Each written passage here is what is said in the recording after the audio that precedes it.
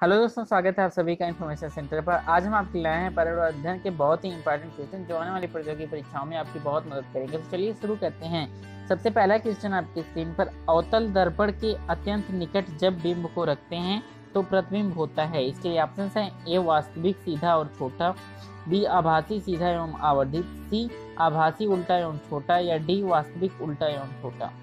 इसका सही आंसर होगा दोस्तों ऑप्शन नंबर बी, आभासी सीधा एवं आवर्धित। अवतल दर्पण के अत्यंत निकट जब हम किसी वस्तु को रखते हैं तो उसका प्रतिबिंब आभासी सीधा एवं आवर्धित बनता है। चलिए अगले क्वेश्चन की ओर बढ़ते हैं। अगला क्वेश्चन आपकी स्क्रीन पर, निम्नांकित में से कौन सा भारत में 3 जैव विविधता हॉटस्पॉट में से एक है? ए अरावली हिल्स, बी खासी हिल्स, सी हिमालय, डी इनमें से कोई नहीं। इसका सही आंसर होगा दोस्तों ऑप्शन नंबर सी, हिमालय। चलिए आगे बढ़ते हैं अगले क्वेश्चन की तरफ। अगला क्वेश्चन आपकी स्क्रीन पर, राजस्थान का राज्य पशु कौन सा है? आपको बताना है राजस्थान का राज्य पशु कौन सा है। इसके लिए ऑप्शन आपकी स्क्रीन पर ए बाघ, बी गाय, सी ऊंट, या डी भेड़। इसका सही आंसर होगा दोस्तों ऑप्शन नंबर सी, ऊंट। राजस्थान का राज्य पशु ऊंट है। ऊंट को रेगिस्तान का जहाज भी कहा जाता है। चलिए अगले क्वेश्चन की तरफ बढ़ते हैं। अगला क्वेश्चन आपकी स्क्रीन पर चौथा क्वेश्चन है, निम्नलिखित में से कौन सा कथन सही है? आपको बताना है कौन सा कथन सही है। ए सभी धातुएं तन्य होती हैं, बी सभी धातुएं अधातुएं तन्य होती हैं, सी सामान्यतः धातुएं तन्य होती हैं, डी कुछ अधातुएं तन्य होती हैं। इसका सही आंसर होगा दोस्तों ऑप्शन नंबर सी, सामान्यतः धातुएं तन्य होती हैं। चलिए आगे बढ़ते हैं अगले क्वेश्चन की तरफ। पांचवा क्वेश्चन आपकी स्क्रीन पर, वायु प्रदूषण का कौन सा स्रोत नहीं है? आपको बताना है वायु प्रदूषण का स्रोत कौन सा नहीं है। ऑप्शन हैं ए वाहन, बी उद्योग, सी ठोस अपशिष्ट, डी धूल के कण। इसका सही आंसर होगा दोस्तों ऑप्शन नंबर सी, ठोस अपशिष्ट वायु प्रदूषण के स्रोत नहीं है। चलिए आगे बढ़ते हैं अगले क्वेश्चन की तरफ। छठा क्वेश्चन आपकी स्क्रीन पर है, निम्नलिखित में से कौन सा रामसर घोषणा की सूची में नम क्षेत्र नहीं है? आपको बताना है कौन सा क्षेत्र रामसर घोषणा की सूची में नम क्षेत्र नहीं है। ए उलग झील, बी रुद्रसागर झील, सी केवलादेव राष्ट्रीय उद्यान, या डी राजसमंद झील। इसका सही आंसर होगा दोस्तों ऑप्शन नंबर डी, राजसमंद झील। चलिए आगे बढ़ते हैं अगले क्वेश्चन की तरफ। सातवां क्वेश्चन आपकी स्क्रीन पर, राजस्थान में कौन सा नवीकरणीय संसाधन नहीं है? ए जल विद्युत, बी प्राकृतिक गैस, सी पवन ऊर्जा, डी सौर ऊर्जा। इसका सही आंसर होगा दोस्तों ऑप्शन नंबर बी, प्राकृतिक गैस जो है राजस्थान में नवीकरणीय संसाधन नहीं है। चलिए आगे बढ़ते हैं अगले क्वेश्चन की तरफ। अगला क्वेश्चन आपके स्क्रीन पर, विज्ञान प्राकृतिक विषय का व्यवस्थित ज्ञान एवं धारणाओं के मध्य संबंधों का तार्किक अध्ययन है जिनमें ए विषय व्यक्त होते हैं। ए परिभाषा किसके द्वारा दी गई है? आपको बताना है। इसके लिए ऑप्शन है ए डब्ल्यू.सी. रेम्पियर, बी बी.एस. ब्लूम, सी कार्ल पॉपर, डी जे.डब्ल्यू.एन. सुलिवन। इसका सही आंसर होगा दोस्तों ऑप्शन नंबर ए डब्ल्यू.सी. रेम्पियर। चलिए आगे बढ़ते हैं अगले क्वेश्चन की तरफ। नौवां क्वेश्चन आपकी स्क्रीन पर,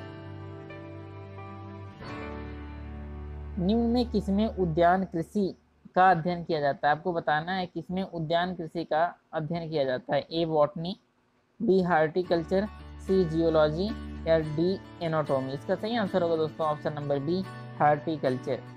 चलिए आगे बढ़ते हैं अगले क्वेश्चन की तरफ। पर्यावरण अध्ययन का अगला क्वेश्चन 10वां क्वेश्चन आपकी स्क्रीन पर है, निम्नलिखित में से कौन सा प्राथमिक स्तर पर विज्ञान शिक्षण का वांछित उद्देश्य है? आपको बताना है निम्नलिखित में से कौन सा प्राथमिक स्तर पर विज्ञान शिक्षण का वांछित उद्देश्य है। इसके लिए ऑप्शन है आपकी स्क्रीन पर, ए विज्ञान के तथ्यों और सिद्धांतों एवं इसके अनुप्रयोगों को जानना, बी प्राकृतिक जिज्ञासा सौंदर्य परकता की अनुभूति तथा विज्ञान एवं प्रौद्योगिकी में सृजनात्मकता का पोषण, सी ईमानदारी सत्यनिष्ठा और सहयोग के मूल्यों के आत्मसात करना, या डी उपयुक्त सभी। इसका सही आंसर होगा दोस्तों ऑप्शन नंबर डी, उपयुक्त सभी। चलिए आगे बढ़ते हैं अगला क्वेश्चन आपकी स्क्रीन पर। 11वां क्वेश्चन आपकी स्क्रीन पर है, कौन सा पर्यावरण अध्ययन के अधिगम का सिद्धांत कौन सा है? इसके लिए ऑप्शन हैं ए आवश्यकता का सिद्धांत, बी उपयोगिता का सिद्धांत, सी जीवन से संबंधित होने का सिद्धांत, डी उपयुक्त सभी। इसका सही आंसर होगा दोस्तों ऑप्शन नंबर डी, उपयुक्त सभी। चलिए आगे बढ़ते हैं अगले क्वेश्चन की तरफ। अगला क्वेश्चन आपकी स्क्रीन पर है, कौन सी गैस ग्लोबल वार्मिंग के लिए उत्तरदायी है? आपको बताना है निम्नलिखित में से कौन सी गैस ग्लोबल वार्मिंग के लिए उत्तरदायी है? A nitrogen, B methane, C carbon dioxide या डी सल्फर डाइऑक्साइड। इसका सही आंसर होगा दोस्तों option number C, carbon dioxide जो है ग्लोबल वार्मिंग के लिए उत्तरदायी है। चलिए आगे बढ़ते हैं अगले क्वेश्चन की तरफ। 13वां क्वेश्चन आपकी स्क्रीन पर, प्रयोजना विधि में कितने मुख्य सोपान प्रयुक्त होते हैं? ए 4, बी 3, सी 8 या डी 6। इसका सही आंसर होगा दोस्तों ऑप्शन नंबर डी 6। प्रयोजना विधि में मुख्यतः 6 सोपान प्रयुक्त होते हैं।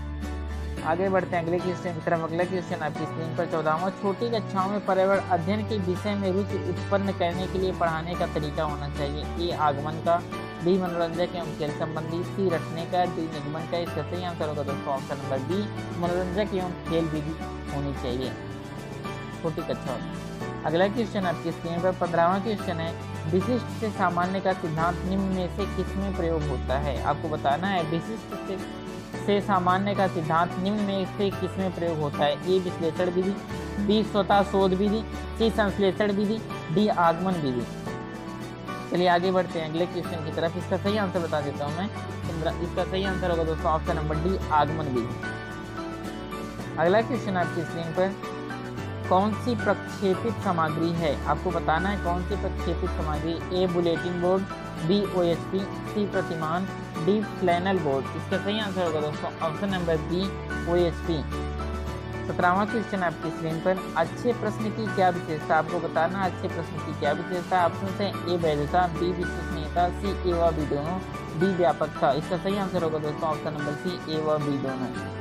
अगला क्वेश्चन आपकी स्क्रीन पर 18वां क्वेश्चन है, भारत में बाल निरोध अधिनियम किस वर्ष पारित किया गया? ए 2006 में, बी 2008 में, सी 2011 में या डी 1997 में। इसका सही आंसर होगा दोस्तों 2006 में बाल विवाह निरोध अधिनियम पारित किया गया था।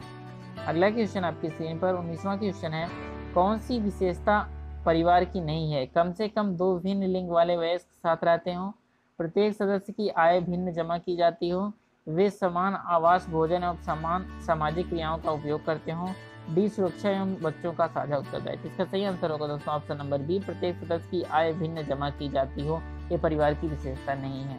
अगला क्वेश्चन जो कि इस वीडियो का लास्ट क्वेश्चन होगा, राष्ट्रीय बाल श्रम उन्मूलन प्राधिकरण की स्थापना कब की गई थी? ए 16 अगस्त 1996, बी 5 जून 1990, सी 22 जुलाई 2002, डी 26 सितंबर 1994।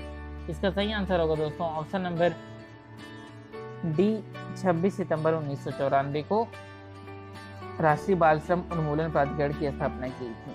सब्सक्राइब करें हमारे चैनल को ऐसे ही वीडियोज पाने के लिए। पर्यावरण अध्ययन के मॉडल पेपर क्वेश्चंस पाने के लिए सब्सक्राइब करें हमारे यूट्यूब चैनल इन्फॉर्मेशन सेंटर को। Thank you guys.